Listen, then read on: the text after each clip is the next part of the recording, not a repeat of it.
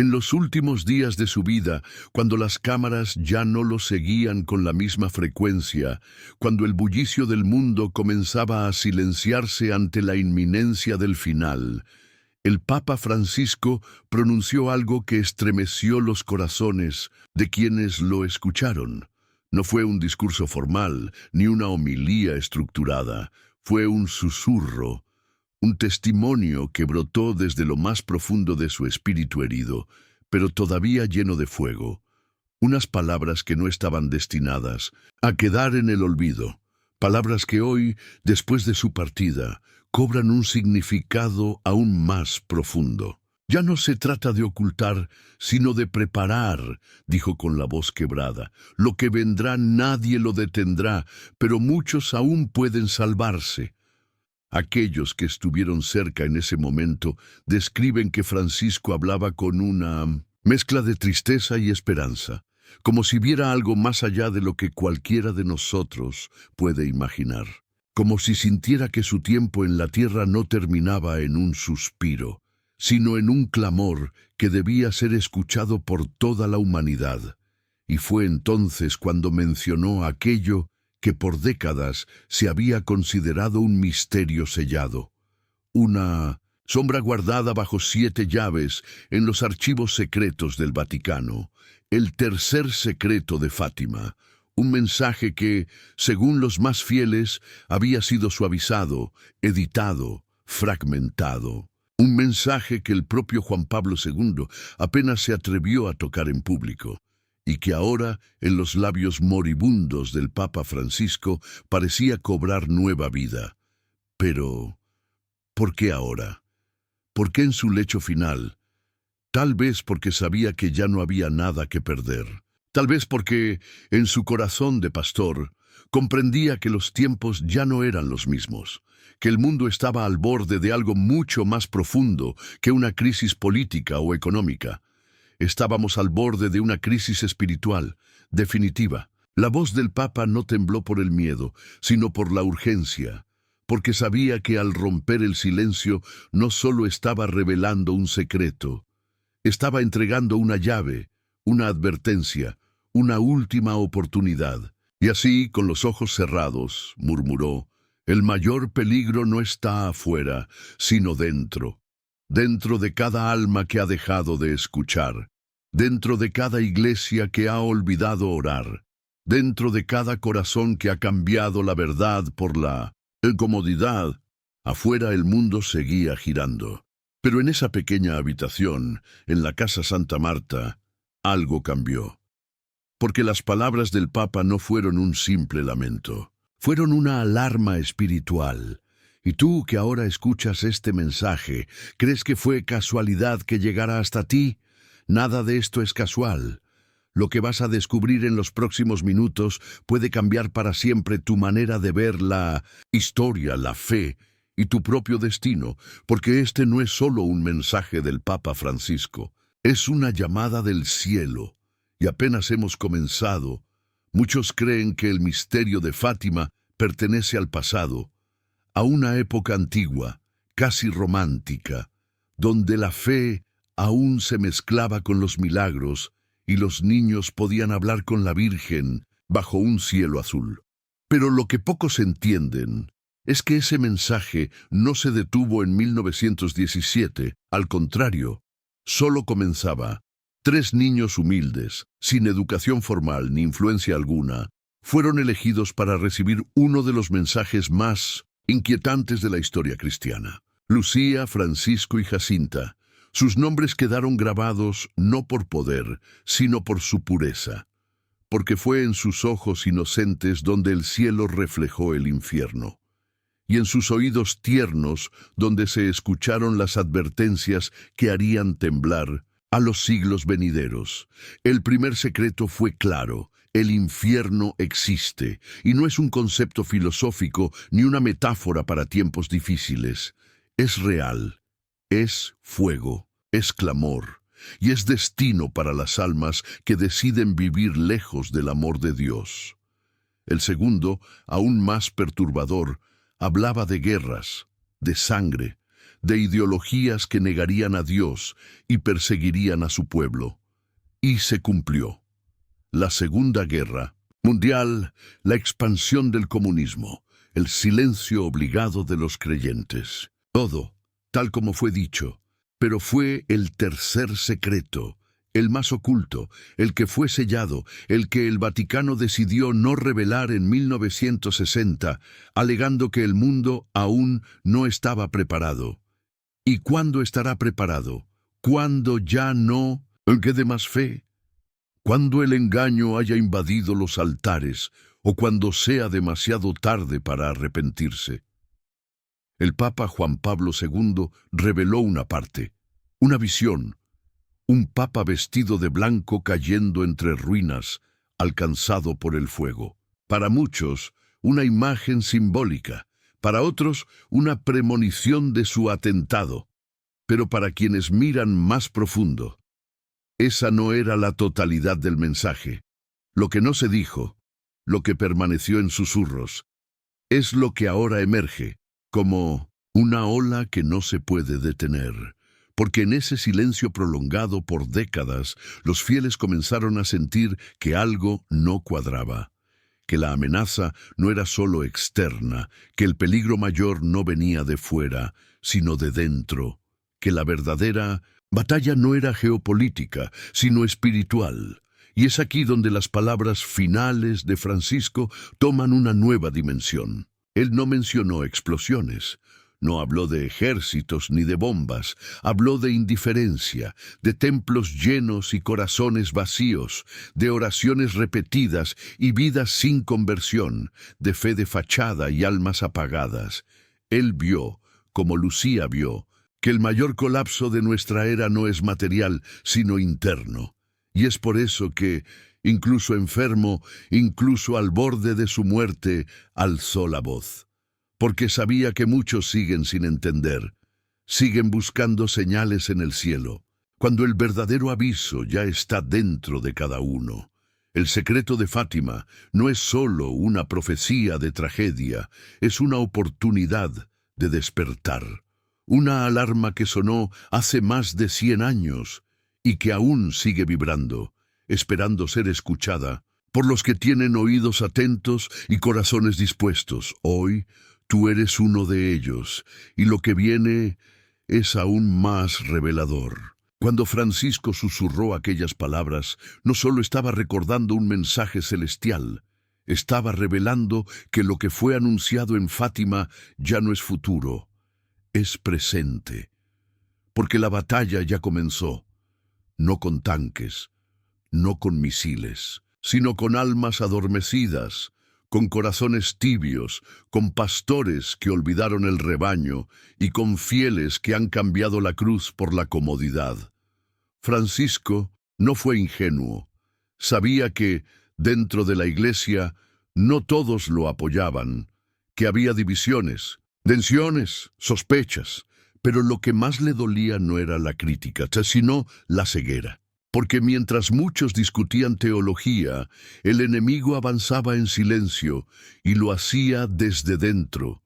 En una de sus homilías llegó a decir: la mayor tentación de la Iglesia hoy es volverse un museo de recuerdos, en lugar de una casa viva de oración. Y no lo dijo como una acusación, sino como un clamor, un llamado urgente. Porque había visto lo que pocos se atreven a mirar, que el mal ya no solo ataca desde fuera, sino que se disfraza de luz y se sienta en los bancos de las parroquias.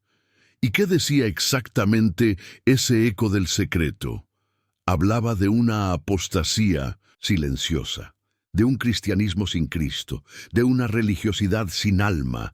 Hablaba de una fe que sobrevive en la boca, pero muere en la vida diaria. Y es aquí donde el testimonio de Sor Lucía cobra nuevo peso. Ella escribió que el mayor peligro no es la guerra, sino el pecado aceptado como normal. Que el infierno más temido no está debajo de nuestros pies, sino detrás de una sonrisa indiferente, de un corazón que ya no siente dolor por ofender a Dios.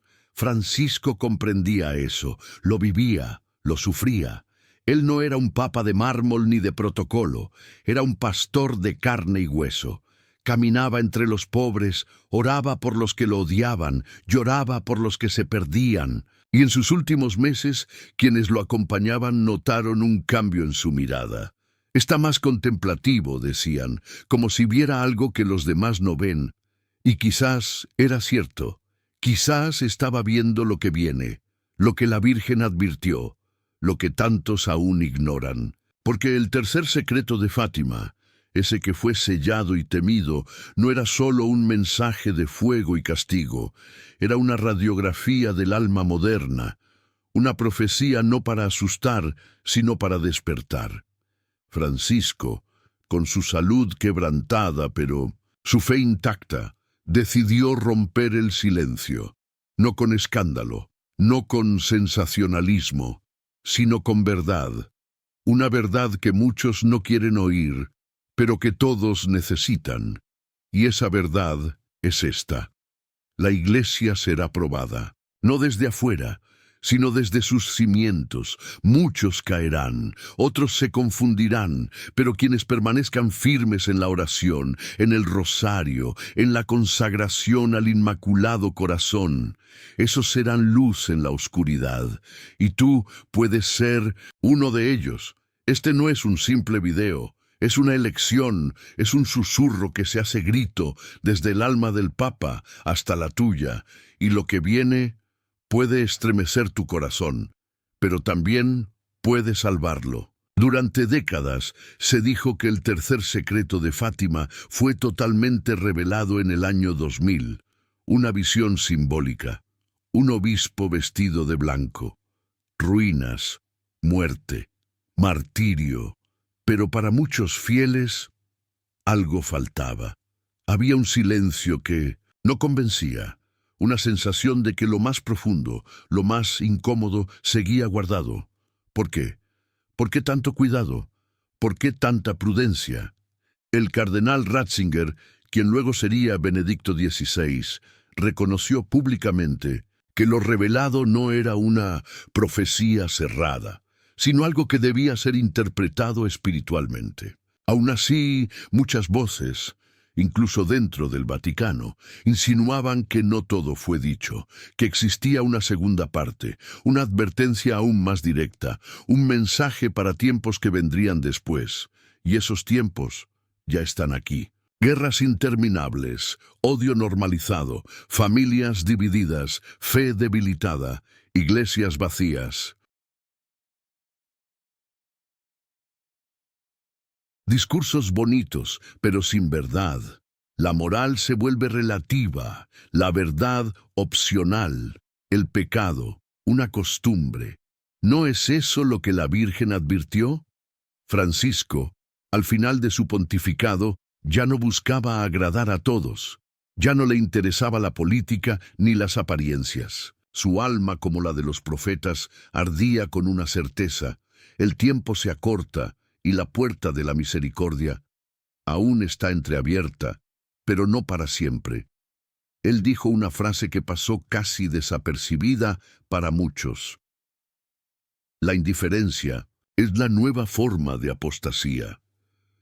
Y tenía razón, no necesitamos rechazar a Dios de manera agresiva para alejarnos de Él. Basta con ignorarlo, basta con vivir como si no existiera, con dejar de orar, con mirar más el teléfono que el rostro de nuestros hijos, con asistir a misa sin el alma, con guardar el rosario en un cajón, como si ya no protegiera, como si ya no importara. Eso es lo que el enemigo quiere: una fe vacía, una iglesia dividida y un pueblo distraído. Pero hay esperanza. La Virgen no vino a sembrar miedo, vino a ofrecer refugio, a mostrar un camino de conversión, a recordarnos que no estamos solos, que el cielo aún habla, que el corazón de Cristo aún late por cada uno de nosotros. Por eso el Papa Francisco, ya cansado, ya próximo a partir, decidió hablar, porque sabía que muchos habían olvidado, que otros nunca supieron, y que algunos, quizás como tú, aún podrían despertar. Despertar no es fácil. Cuesta, sacude, remueve. Pero es necesario porque la puerta todavía no está cerrada. Todavía hay tiempo. Todavía puedes regresar. No importa tu edad, tus pecados, tus dudas. Lo que importa es lo que decidas hoy. Porque como dijo la Virgen, al final mi inmaculado corazón triunfará. Pero hasta que eso suceda, la batalla continúa. Y tú estás en medio de ella. ¿Qué harás ahora que sabes? El mensaje ya no está sellado, está frente a ti, y la decisión es completamente tuya. A veces, lo más aterrador no es lo que se grita, sino lo que se calla. Y eso fue lo que comprendió el Papa Francisco en sus últimos días, que el mayor combate no se libra en los titulares del mundo, ni en los grandes eventos, ni siquiera en las guerras. Se libra en el alma, en silencio, en ese momento en que nadie te ve, en esa batalla invisible donde se decide el rumbo de tu eternidad. Él lo llamó el combate final, pero no lo describió como una guerra visible, lo explicó con lágrimas. Es el momento en que una persona, sola ante Dios, debe decidir entre la luz y la sombra, entre seguir viviendo de apariencia o comenzar a vivir en verdad. Y hoy tú estás ante ese combate, porque lo que el Papa vio no fue una película apocalíptica, fue una cadena de decisiones humanas que, una a una, apagan la fe y encienden el caos. Decisiones pequeñas, cotidianas, que lentamente van secando el alma. Dejar de rezar, callar ante la injusticia, normalizar el pecado, criticar al prójimo, ignorar al pobre, reemplazar a Dios por el ego. No hay ejército más peligroso que un mundo que ha olvidado a Dios y sigue funcionando como si nada. El secreto de Fátima, en su parte más profunda, no es un mensaje sobre catástrofes, sino sobre almas adormecidas, sobre pastores confundidos, sobre familias divididas por la tibieza, y sobre una iglesia que en lugar de arder en fuego espiritual, apenas conserva una llama. Y Francisco, en su humildad, entendió que no podía forzar a nadie, que su misión no era gritar, sino sembrar. Por eso habló al corazón, por eso repitió tantas veces: no tengan miedo de volver a Dios, no tengan miedo de empezar de nuevo, porque el último combate no será entre países, será entre el alma que decide rendirse y el alma que decide luchar, una lucha que se libra en la oración, en el rosario, en la confesión sincera, en la consagración a María, en la Eucaristía vivida con amor verdadero, no por costumbre. Es ahí donde se define el destino, no en los grandes escenarios, sino en el silencio de una habitación, donde una persona se arrodilla y dice: Señor, ya no quiero huir.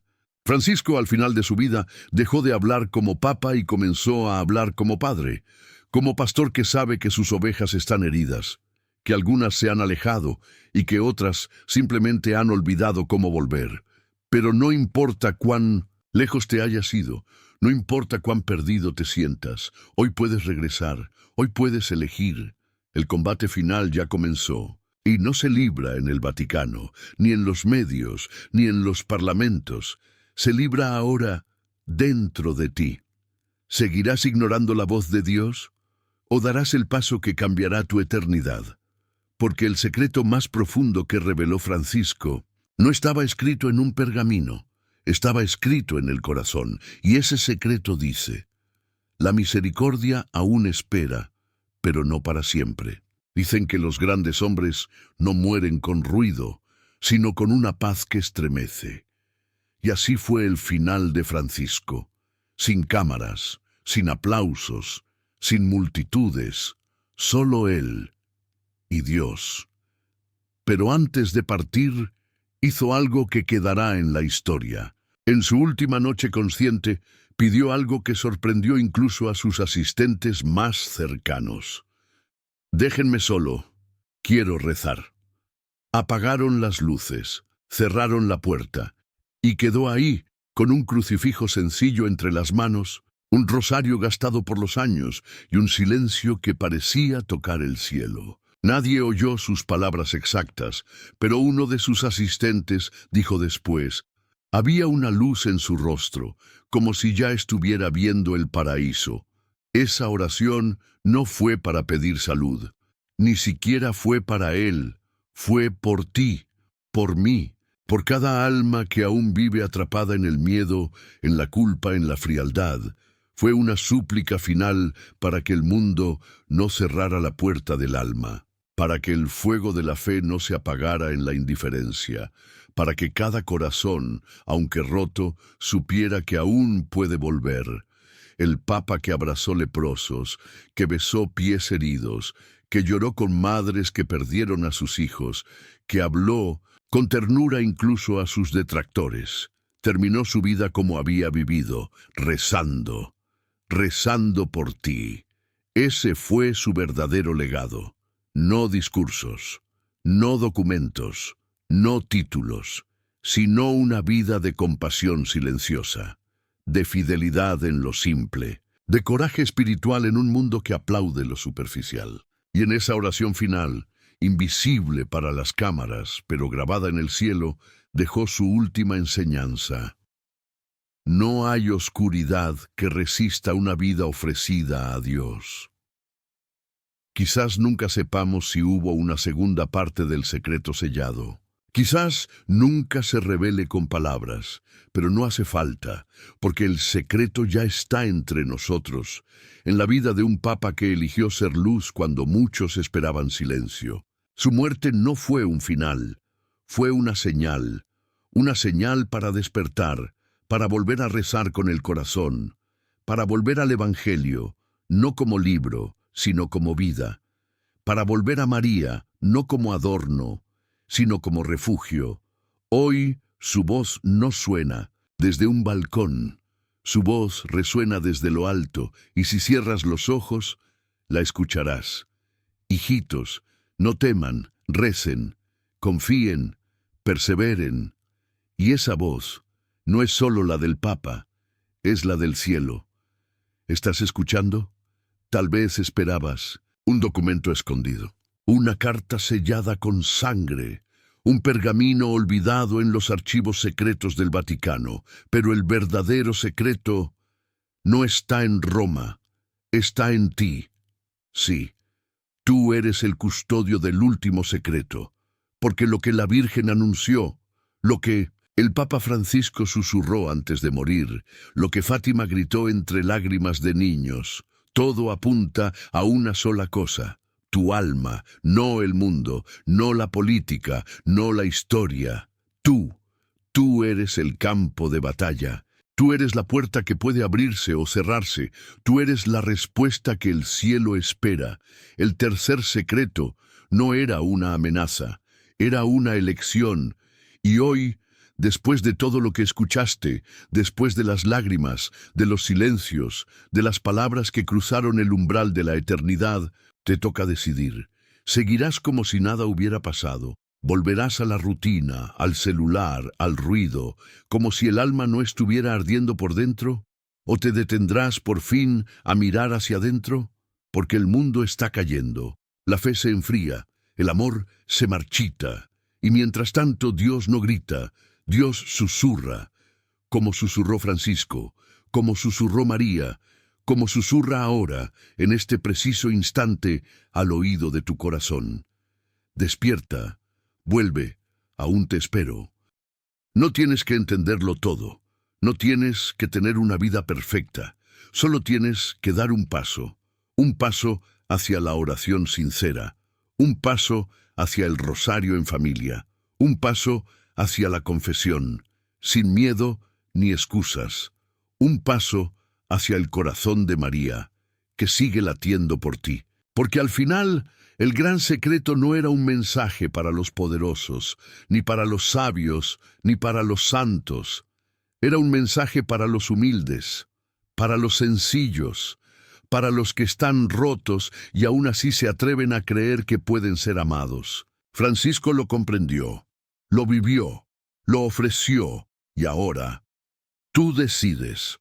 Hoy, Haz algo diferente. Apaga el ruido, enciende una vela, toma el rosario, vuelve a mirar al cielo y recuerda, el secreto no está perdido, vive dentro de ti. Oración final. Señor, tú que todo lo ves y todo lo conoces, mira nuestro corazón herido por el pecado y despiértanos con tu misericordia. Gracias por hablarnos a través de tus pastores, por no dejarnos solos cuando el mundo se oscurece. Gracias por la vida del Papa Francisco y por cada alma que aún se atreve a creer en ti. Hoy te pedimos el valor para volver, la humildad para pedir perdón y la fe para mantenernos firmes hasta el final. Consagramos nuestra vida al Inmaculado Corazón de María y nos rendimos a tu voluntad. Haznos lámparas encendidas en medio de la noche. Y cuando llegue nuestra hora, que podamos decir como Francisco, no temo la muerte, porque he vivido para Dios. Amén.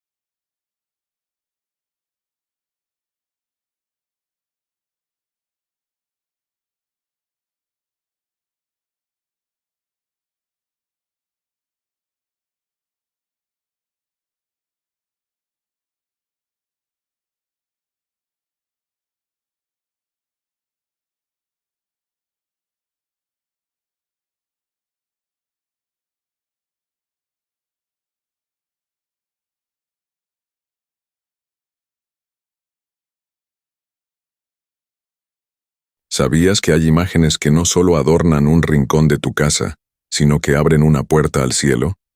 Sí, una puerta. Porque hay cosas que el mundo llama simples objetos religiosos, pero que en el mundo espiritual son señales vivas. Y una de esas señales más poderosas es la imagen de San Jorge. Muchos la tienen sin saber. La ponen sobre una repisa, encima de una cómoda o al lado de una vela. Quizás tú también. Y lo ves cada día sin pensar mucho. Pero, ¿alguna vez te has detenido a preguntarte qué representa realmente? No es una estatua bonita. No es solo un recuerdo de un santo antiguo. Es mucho más. Es una declaración que grita en silencio. Aquí hay fe. O, aquí hay olvido. Porque no basta con tener la imagen. Lo que sucede cuando una imagen de San Jorge está en casa, depende de lo que haces con ella. Algunos han sentido paz donde antes había tormenta. Otros han notado protección inexplicable en momentos de peligro. Y hay quienes sintieron una presencia invisible moverse en su entorno justo cuando una oración fue pronunciada frente a esa figura. ¿Milagro? ¿Advertencia? ¿Presencia divina? No lo sé, pero lo que sí sé es que no es casualidad, porque todo en el mundo espiritual tiene sentido, y más aún cuando se trata de un santo que no vino a ser adorno sino testimonio. San Jorge no es un amuleto, no es magia, no es figura de feria, es un recuerdo ardiente de una lucha que todavía continúa. Vivimos tiempos donde la fe se arrincona, donde las imágenes sagradas se esconden, se olvidan o se usan como decoración sin alma. Pero tú que estás aquí, escuchando esto, sabes que hay algo más. Algo que te llama, algo que te dice, tu casa no es solo un espacio físico, es un campo espiritual. Y cada cosa que hay en ella habla. Las paredes guardan ecos, los rincones guardan recuerdos, y los objetos santos guardan batallas. La imagen de San Jorge no es solo una figura a caballo con una lanza y un dragón. Es un mensaje, es un grito, es un escudo. Y cuando la tienes en casa, estás haciendo una elección espiritual, aunque no lo sepas. Estás invitando a un guerrero del cielo a habitar contigo. Pero cuidado, porque lo que debería ser protección puede volverse ineficaz si la fe se apaga. Por eso te digo, este mensaje no es solo informativo, es una advertencia amorosa, una llamada urgente. Mira bien esa imagen que tienes. ¿Está en un lugar de honra? ¿O en una esquina olvidada? ¿La miras con fe o ya ni la notas? ¿Enciendes una vela frente a ella con devoción o solo como costumbre? La fe no puede vivir en el polvo de la rutina. La fe necesita aire, necesita voz, necesita vida. Desde hace siglos, la imagen de San Jorge ha sido colocada en hogares de campesinos, soldados, familias enteras que buscaban refugio, protección, milagros. Y no era por superstición, era por necesidad de Dios. Porque este santo no es solo parte de la historia, es parte de la batalla espiritual de todos los tiempos. Y hoy, también, es parte de la tuya. Muchos que tienen su imagen en casa ni siquiera saben quién fue. No conocen su historia. No entienden por qué en tantos países su figura es tan venerada. No saben que, más allá del dragón, hay una verdad más poderosa. Que San Jorge venció, no con músculo, sino con fe. No por valentía humana, sino por decisión espiritual. Y si Él está en tu casa, su historia también debe estar en tu corazón. El testimonio del guerrero. Me llamo Jorge. Y antes de que me llamaran santo, yo era simplemente un soldado del imperio. Vivía entre espadas, escudos y gritos de guerra. Me enseñaron que la obediencia al César era el camino al poder, que la fuerza era lo más alto, que la espada mandaba, y así viví, hasta que algo dentro de mí empezó a romperse. Había visto la muerte de frente, había sentido el peso del vacío después de cada victoria, cada enemigo derrotado, cada batalla ganada. Solo dejaban silencio por dentro, y entonces comencé a preguntarme, ¿para qué luchar si todo termina bajo tierra? ¿Dónde está la victoria verdadera? Fue entonces cuando escuché hablar de Él, de un hombre que no venció con armas, sino con amor, que no mató, sino que dio su vida. Jesucristo. Su nombre ardió dentro de mí como una llama. No lo conocía, pero algo en mí sabía que era verdad. Y mientras más trataba de ignorarlo, más fuerte era el llamado. Intenté resistirme. Tenía mucho que perder. Tenía rango. Tenía respeto. Tenía una vida hecha. ¿Iba a ponerlo todo en riesgo por un Dios invisible? Pero el fuego no se apaga con lógica. Y un día, un anciano cristiano me dijo al oído: si en tu casa solo hay armas, no hay paz. Pero si Cristo entra, hasta los muros se vuelven fortaleza. Esa frase fue mi espada espiritual. Decidí creer, no en secreto, no a medias. Lo confesé con la boca, lo abracé con el corazón, y desde ese día, aunque seguía llevando espada, mi alma ya no pertenecía al imperio, sino al cielo. Confesar a Cristo me costó. Perdí mi título, perdí mi lugar, perdí amigos. Pero no perdí lo más importante, la fe. Y fue en ese momento cuando entendí lo que muchos no comprenden del dragón. El dragón no es una criatura fantástica, no es un monstruo de cuento. El dragón es el miedo, el pecado, la mentira que susurra que te calles, que no creas, que te rindas. Y ese dragón no vive en las cuevas. Vive en los corazones apagados, en las casas donde la fe está dormida. Por eso cuando alguien coloca mi imagen en su hogar, el infierno lo nota, porque no están adornando, están declarando guerra. Y cada vez que una madre ora con fe frente a mi figura, cada vez que un anciano enciende una vela y dice mi nombre con devoción, el cielo se abre, y el dragón retrocede. Pero también debo decirte esto. No basta con tener mi imagen. Si no oras, si no luchas, si no vives con fe, no me tienes a mí. Solo tienes una figura vacía. El verdadero poder no está en el yeso ni en la pintura. Está en el fuego que debe arder en tu interior cuando me miras. Porque cuando el corazón se enciende, Dios actúa. Y cuando Dios actúa, el dragón cae. Imagen viva, fe ardiente. Fui arrastrado por las calles, humillado frente a la multitud. Me despojaron de mis vestiduras, de mis insignias, de todo lo que alguna vez fue símbolo de mi honra como soldado.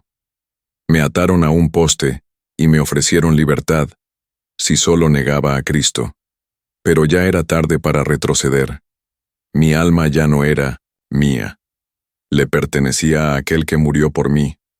Y cuando la espada del verdugo descendió, no sentí miedo, sentí gloria. Porque no moría derrotado, moría en victoria. No cerré los ojos en oscuridad, sino en luz. Pero escucha bien esto. Mi historia no terminó en ese día. Comenzó en el momento en que mi testimonio llegó a los corazones que buscan valentía en medio de la batalla espiritual. Desde entonces, he sido testigo silencioso en miles de hogares, en paredes sencillas y en altares humildes. He estado presente donde una madre rezaba llorando por su hijo, donde un padre encendía una vela porque ya no sabía qué más hacer, donde una abuela decía mi nombre en susurros, mientras apretaba un rosario gastado por los años. Y en esos hogares, algo sucedía. La atmósfera cambiaba. La oscuridad retrocedía. El miedo se transformaba en fortaleza. No por mí, sino por la fe viva que se despertaba en sus corazones al verme. Porque mi imagen no es mágica, no tiene poder por sí sola. Pero cuando alguien la mira con fe, con decisión, con esperanza, entonces sí. Entonces se convierte en señal, en escudo, en estandarte. Pero debo ser claro contigo. También he estado en casas donde me colocaron y luego me olvidaron, donde la vela nunca más se encendió, donde mi imagen quedó cubierta de polvo, donde ya no había oración, ni batalla, ni fe. En esos lugares, el dragón encontró espacio, porque el mayor peligro no es tener enemigos, es tener fe dormida. Una casa sin oración es un terreno abierto. Una figura sin devoción es solo yeso, y tú no fuiste llamado a adornar, fuiste llamado a luchar.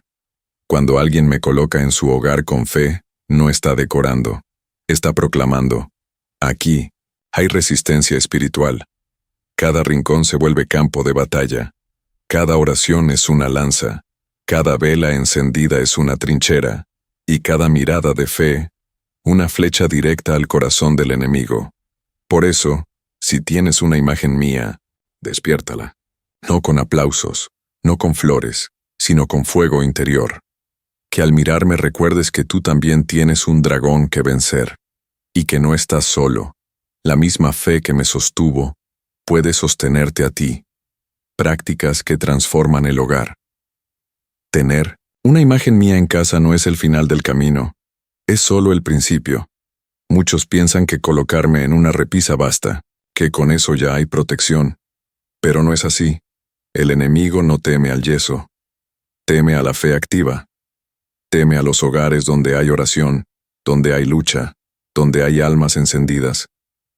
Quiero compartir contigo 5 prácticas que no son mías, sino de aquellos que entendieron lo que significa vivir con fe verdadera.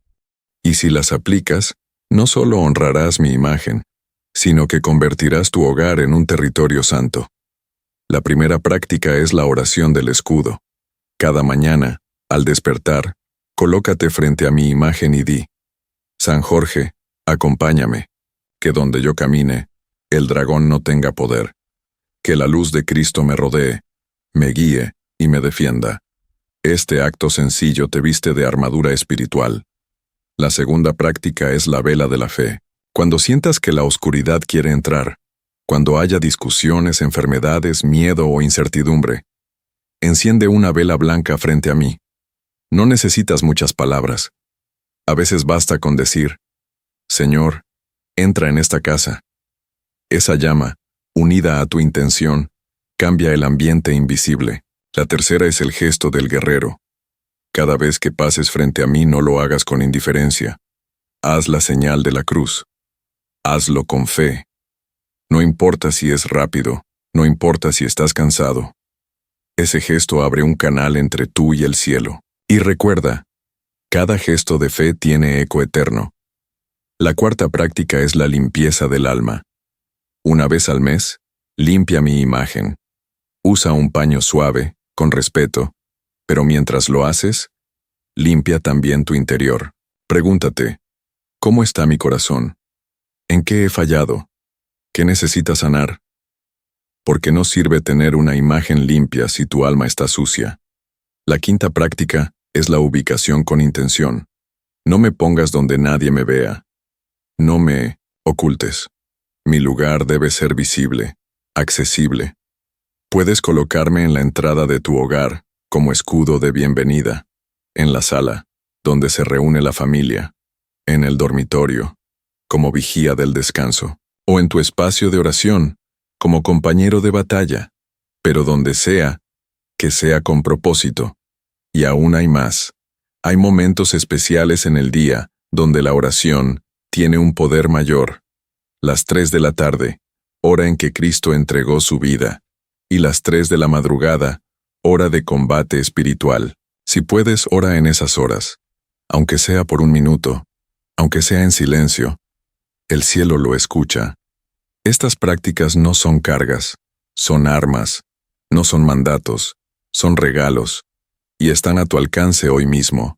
No necesitas nada más que disposición, intención, oración final y desafío espiritual. Ahora que has escuchado mi voz, ahora que sabes lo que realmente representa tener mi imagen en casa, quiero hacer algo contigo. No te voy a pedir nada.